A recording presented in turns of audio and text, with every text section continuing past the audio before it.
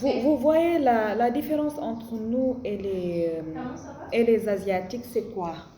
Les Asiatiques, ils sont disciplinés de telle sorte que même dans leur rue, quand ils sortent, ils ne se touchent pas, que ça soit en Chine ou au Japon.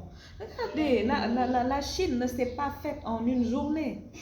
La Chine s'est faite récemment, au lendemain de la fin de la guerre froide.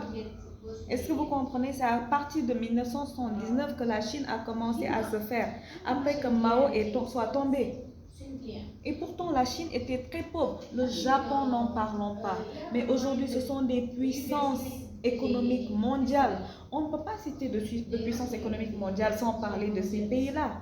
Mais l'Afrique, regardez, je pense que l'Afrique est privilégiée. Nous sommes une réserve mondiale en termes de ressources. Mais à votre avis, pourquoi nous sommes toujours pauvres? Parce que spirituellement parlant, on n'est pas bien, mais aussi en matière de discipline, ça reste. On est trop individualiste. Il faut savoir penser global et agir local si on veut atteindre nos objectifs. Et pour cela, il faut une discipline. Moi, je vous le dis tout de suite, j'aurais été chef d'entreprise, je n'allais jamais engager quelqu'un qui n'a pas de discipline dans ce qu'il fait. Même là où je travaille, je ne permettrai jamais je ne travaille pas avec quelqu'un qui n'a pas envie de s'investir. Il faut qu'on sache s'investir. Pour avoir un retour sur investissement, il faut qu'on investisse des millions.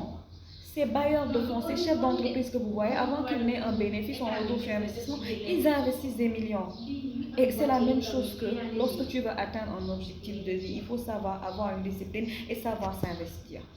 Donc aujourd'hui, mon exhortation, pardonnez-moi toujours, la vidéo elle est longue, je sais. Mais ce que je veux dire par là, c'est que on va atteindre nos objectifs. Je suis sûre qu'on peut y arriver si on a une discipline.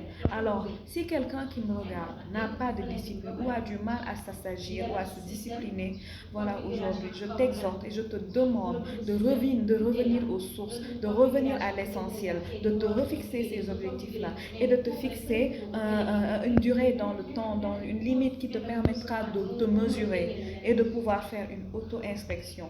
Est-ce que tu comprends? Donc Dieu vous garde, je vous aime, prenez soin de vous. Mouah.